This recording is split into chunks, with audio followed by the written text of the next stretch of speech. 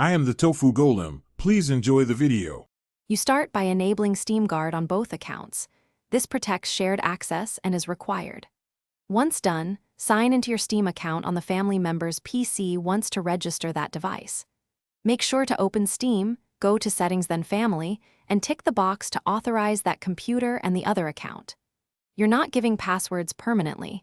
You're simply granting device authorization so the next part, sharing specific libraries, can proceed securely.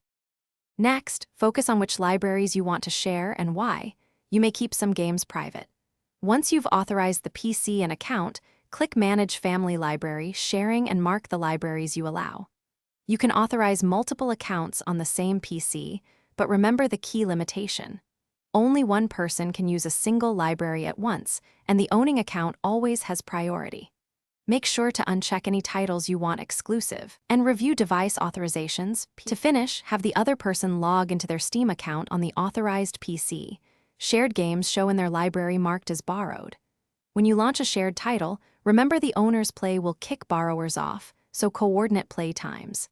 If access is denied, ensure the owner isn't running a game from their library and that Steam Guard is active. If issues persist, deauthorize the PC in Family Settings, reauthorize it, then restart Steam. This usually clears device or permission conflicts. Thanks for watching. Consider subscribing if we helped you today.